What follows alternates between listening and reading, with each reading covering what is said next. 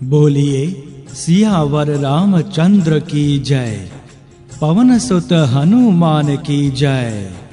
जय सिया राम, जय जय सिया राम। आइए भक्तों, श्री हनुमत पुराण शुरू करें। माता अंजना स्वर्गाधीप शचीपति इंद्रदेव की रूप गुण संपन्न अप्सराओं में पुंजक स्थला नाम की एक प्रख्यात अप्सरा थी। वह अत्यंत लावण्यवती तो थी ही, चंचला भी थी। एक बार की बात है कि उसने एक तपस्वी ऋषि का उपहास कर दिया। ऋषि इसे सहन नहीं कर सके। क्रुद्ध होकर उन्होंने शाप दे दिया, वानरी की तरह चंचलता करने वाली तू वानरी हो जा। ऋषि का शाप सुनते ही पुंजिक स्थला कांपने लगी। वह तुरंत ऋषि के चरणों पर गिर पड़ी और हाथ जोड़कर उनसे दया की भीख मांगने लगी। सहज कृपालु ऋषि द्रवित हो गए और बोले, मेरा वचन मिथ्या नहीं हो सकता। वानरी तो तुम्हें होना ही पड़ेगा, किंतु तुम इच्छा अनुसार रूप धारण करने में समर्थ होगी। तुम जब चाहोगी तब वानरी और जब चाहोगी तब मानुषी के वेश में रह सकोगी। उस परम रूपवती अप्सरा पुंजक स्थला ने ऋषि के शाप से कपि योनि में वानर राज महामनस्वी कुंजर की पुत्री के रूप में जन्म लिया। वह प्रख्यात अनिंघ सुंदरी थी। उनके रूप की समानता करने वाली धरती पर अन्य कोई स्त्री नहीं थी। उस त्रैलोक्य विख्यात सुंदरी कुंजर पुत्री का नाम था अंजना। लावण्यवती अंजना का विवाह वीरवर वानर राज केसरी से हुआ। कपिराज केसरी कांचनगिरी सुमेरु पर रहते थे। समस्त सुविधाओं से संपन्न इसी सुंदर पर्वत पर मां अंजना अपने पति देव के साथ सुख पूर्वक रहने लगी। वीरवर केसरी अपनी सुंदरी पत्नी अंजना को अत्यधिक प्यार करते और अंजना सदा अपने प्राणाराध्य पति देव में ही अनुरक्त रहती थी। इस प्रकार सुख पूर्वक बहुत दिन बीत गए, पर उनके कोई संतान नहीं हुई। श्री हनुमान जी की उत्पत्ति के विभिन्न हेतु। श्री हनुमान जी की उत्पत्ति के संबंध में शास्त्रों में विभिन्न कथाएं उपलब्ध होती हैं। संक्षेप में वे इस प्रकार हैं। अनंत करुणा एवं प्रेम की मूर्ति श्री भगवान की लीला मधुर, मनोहर एवं अद्भुत होती है। उनके स्मरण एवं श्रवण से मुनि गण मुग्ध हो जाते हैं। भक्तों की तो वह परम निधि ही होती है, किंतु वह लीला होती है रहस्यमयी। परम मंगलकारिणी भगवत लीला का रहस्य देवता एवं योगेंद्र मुनिंद्र गण भी नहीं जान पाते। वे आश्चर्यचकित होकर मौन हो जाते हैं। फिर हम कामादि दोषों से ग्रस्त सांसारिक मनुष्य उसे कैसे सोच समझ सकते हैं। हाँ, उन करुणामय लीला विहारी की लीला का गुणगान हमारे लिए परम कल्याणकर है। देवताओं और दैत्यों में अमृत वितरण के लिए परम प्रभु ने मोहिनी रूप धारण किया था। यह सुनकर कर्पूर गौर नीलकंठ बहुत चकित हुए। श्री भगवान का स्त्री वेश कैसा था? आप्तकाम भगवान शंकर के मन में अपने प्राणाराध्य के उस विशिष्ट रूप एवं विशिष्ट लीला के दर्शन करने की कामना उदित हुई। गंगाधर माता पार्वती के साथ क्षीराब्धि के तट पर पहुँचे। उन्होंने स्तवन किया। लक्ष्मीपति प्रकट हुए। देवाधिदेव महादेव ने निवेदन किया, प्रभु, मैंने आपके मत्स्य आदि सभी अवतार स्वरूपों का दर्शन किया था, किंतु अमृत वितरण के समय आपने परम लावण्यमयी स्त्री का वेश धारण किया। उस अवतार स्वरूप के दर्शन से मैं वंचित ही रह गया। कृपया मुझे उस रूप के भी दर्शन करा दें, जिसे देखकर देवता और दानव सभी मोहित हो गए थे। देवाधिदेव महादेव, आप योगियों के उपास्य एवं मदन का दहन करने वाले हैं। आप स्त्री अवतार देखकर क्या करेंगे? आपके लिए उसका कोई महत्व नहीं। लक्ष्मीपति ने हंसते हुए उत्तर दिया, पर प्रभु, मैं उक्त अवतार स्वरूप के दर्शन से वंचित रहना नहीं चाहता। पार्वतीश्वर ने आग्रह निवेदन किया, कृपया मुझे उस मोहिनी स्वरूप के भी दर्शन करा ही दें। तथा अस्तु, शिरावधिशायी संक्षिप्त उत्तर देकर वहीं प्रभु अंतर्ध्यान हो गए। अब वहां ना तो शिरोदधि था और न नवनीरद वपु। शंख चक्र गदा पद्मधारी लक्ष्मीपति ही थे। वहां थे सर्वत्र मनोहर पर्वत एवं सुरमय वन। माता पार्वती सहित भगवान शंकर उस सुखद वन प्रांत के मध्य में थे। वन में पूर्णतया बसंत छाया था। वृक्षों में नए कोमल पत्ते निकल आए थे। सर्वत्र पुष्प खिले थे और उन सुगंधित सुमनों पर भ्रमर गुंजार कर रहे थे। कोकिला कुहू कुहू का शब्द कर रही थी। शीतल मंद समीर में कोमल लतिकाएं एवं पुष्प धीरे धीरे झूम रहे थे। सर्वत्र ऋतुराज का साम्राज्य प्रसारित था एवं मादकता व्याप्त थी। सहसा योगियों के उपास्य त्रिनेत्र ने कुछ दूर पर लता ओट में देखा कि एक अत्यंत रूपवती स्त्री अपने कर कमलों पर कंदुक उछालती हुई रह रहकर दिख जाती है। कामारी अधीर होने लगे। जिस अनंत अपरिसीम सौंदर्य सिंधु के एक सीकर की तुलना सृष्टि की संपूर्ण सौंदर्य राशि से संभव नहीं, वह सौंदर्य सिंधु स्वयं जब मूर्त हो, उच्छलित होता दिख जाए तब क्या हो। उनके सम्मुख लावण्यमयी अप्सराओं का त्याग और कामदहन की क्या गणना। भोलेनाथ को अपनी भी सुध ना रही। वे निर्निमेष दृष्टि से कंदुक द्वारा क्रीड़ा करती हुई मोहिनी को देख रहे थे। सहसा पवन का झोंका आया और जैसे बिजली सी कौंध गई। अप्रीतम सौंदर्य शालिनी मोहिनी का वस्त्र खिसका और वह नग्न प्राय हो गईं। लाज से सिकुड़ी मोहिनी लताओं में छिपने का प्रयत्न करने लगी और चिता भस्म धारण करने वाले योगी राज कामारी का अवशिष्ट धैर्य भी समाप्त हो गया। वे महामहिमामयी माता पार्वती के सम्मुख ही लज्जा त्याग कर उन्मत्त की तरह मोहिनी के पीछे दौड़ पड़े। मोहिनी ने योगीश्वर शंकर को अपनी ओर आते देखा तो मुस्कुराकर लताओं की ओट में अपने अंगों को छिपाने का प्रयत्न करती हुई दूर भागने लगी। भूत भावन मोहिनी के पीछे दौड़ रहे थे और वह भागी जा रही थी। भगवान नीलकंठ को अपनी स्थिति का अनुमान भी ना था। उन्होंने दौड़कर मोहिनी के कर का स्पर्श कर लिया। प्रज्वलित अग्नि में घृता आहुति पड़ गई, पर मोहिनी हाथ छुड़ाकर भागी। उनके स्पर्श से उत्तेजित कामारी पूर्णतया बेसुद्ध हो चुके थे।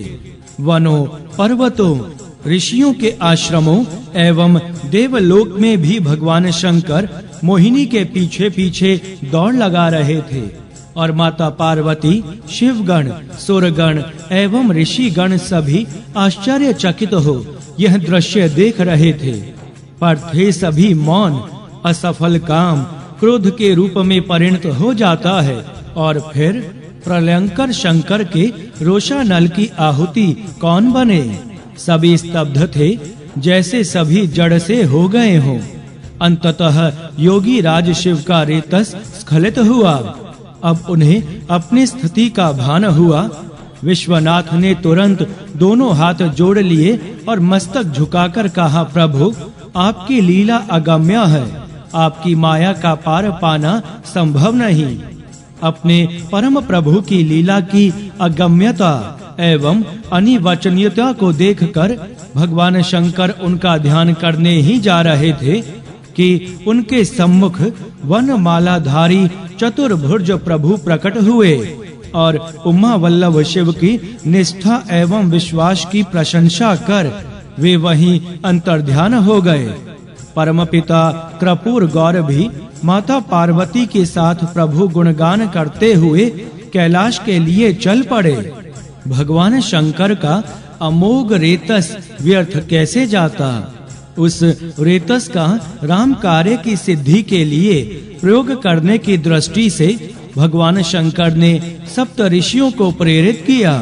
उन्होंने उस रेतस को पत्ते पर स्थापित कर लिया और समय से उसे केसरी पत्नी मां अंजना में कर्ण मार्ग से प्रवेश करा दिया। उनके फल स्वरूप हनुमान जी प्रकट हुए। बोलिए सियावर रामचंद्र की जय, पवन सुत हनुमान की जय। जय सिया राम, जय जय सिया राम।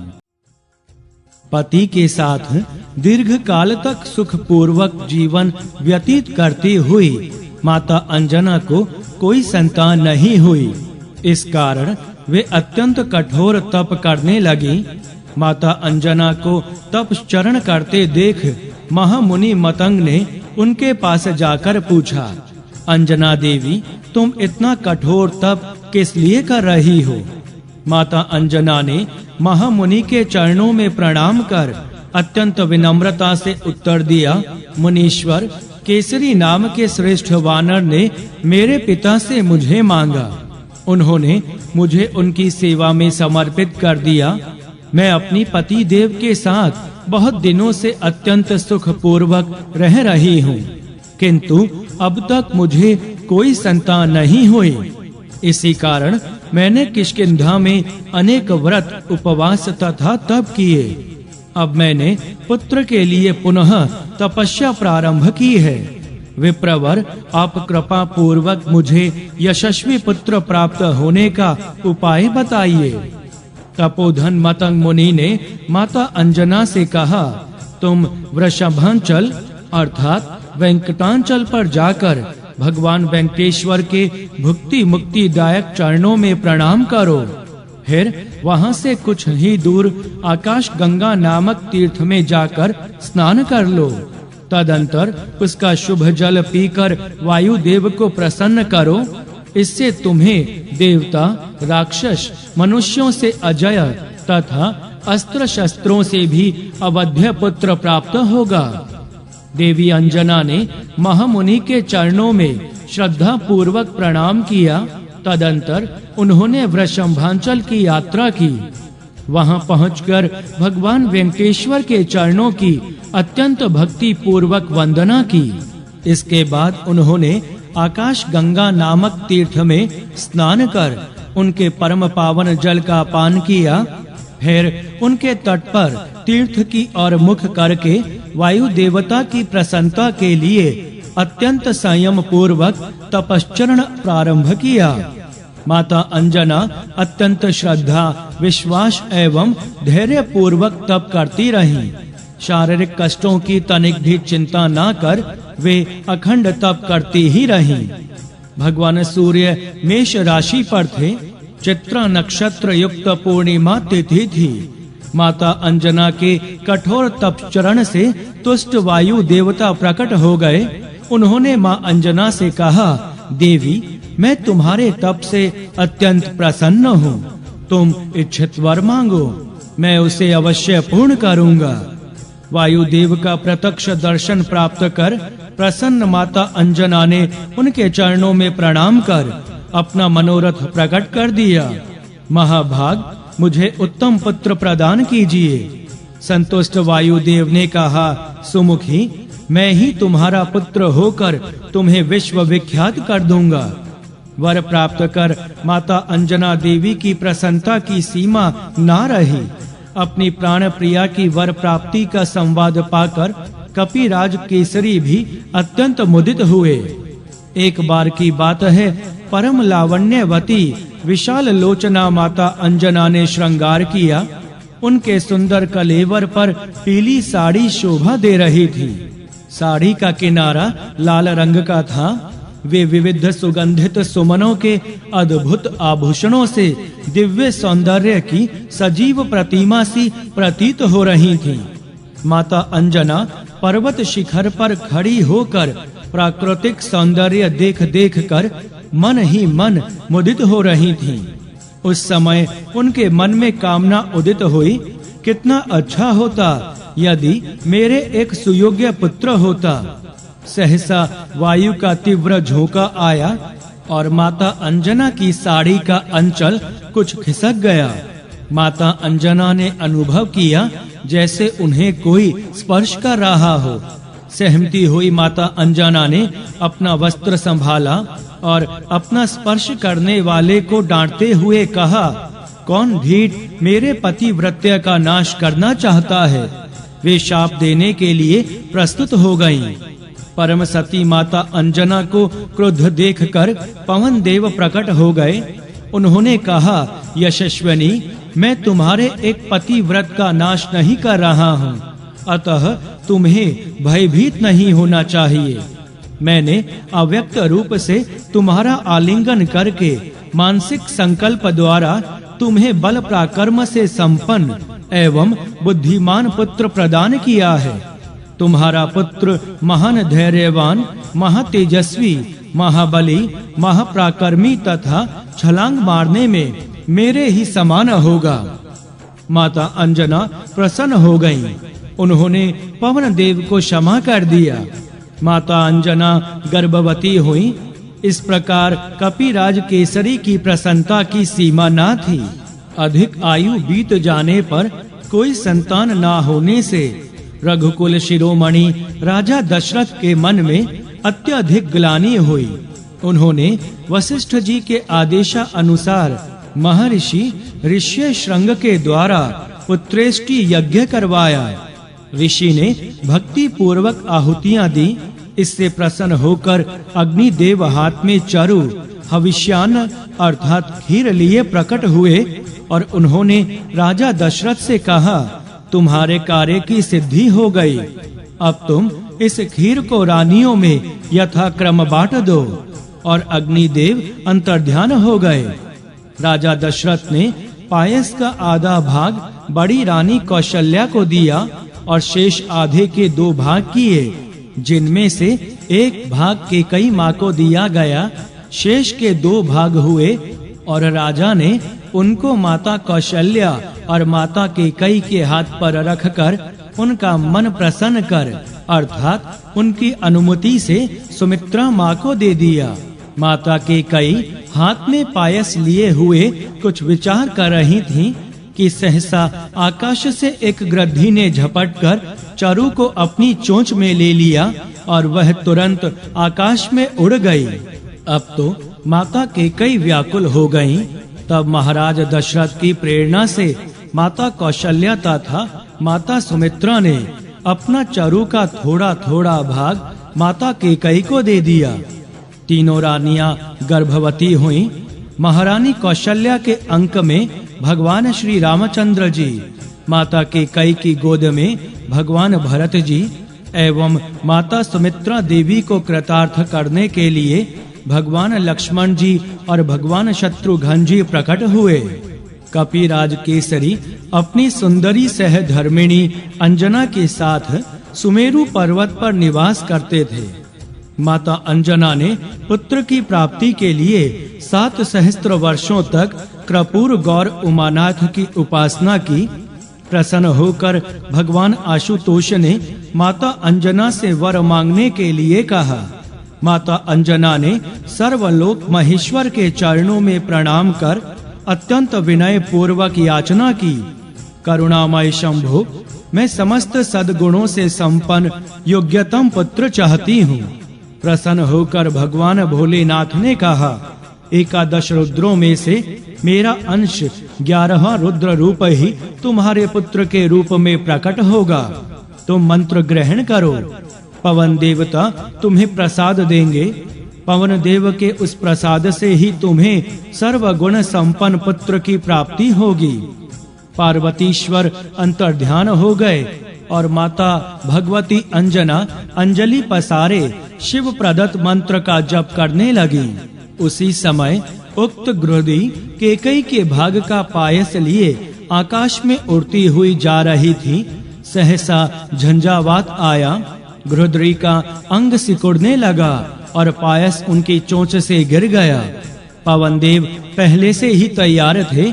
उन्होंने उक्त चरु माता अंजना की अंजनी में डाल दिया भगवान शंकर पहले ही बता चुके थे कि माता अंजना ने तुरंत पवन प्रदत्त चारु अत्यंत आदर पूर्वक ग्रहण कर लिया और वे गर्भवती हो गईं। भगवान श्री हनुमान का अवतरण चैत्र शुक्ला 15वीं मंगलवार की पवित्र बेला थी। भगवान शिव अपने परमाराध्य श्री राम की मुनि मनमोहिनी अवतार लीला के दर्शन एवं उसमें सहायता प्रदान करने के लिए अपने अंश 11वें रुद्र से इस शुभ तिथि और शुभ मुहूर्त में माता अंजना के गर्भ से पवन पुत्र महावीर हनुमान के रूप में धरती पर अवतरित हुए। कल्प भेद से कुछ लोग इनका प्राकट्य काल चैत्र शुक्ल एकादशी के दिन मघा नक्षत्र में मानते हैं, कुछ कार्तिक कृष्ण चतुर्दशी को और कुछ कार्तिक की पूर्णिमा को पवन पुत्र का जन्म मानते हैं। कोई मंगलवार तो कोई शनिवार को उनका जन्मदिन स्वीकार करते हैं। भावुक भक्तों के लिए अपने आराध्य की पुण्यमयी तिथियां श्रेष्ठ हैं। बोलिए सियावर रामचंद्र की जय, पवन सुत हनुमान की जय। जय सिया राम, जय जय सिया राम।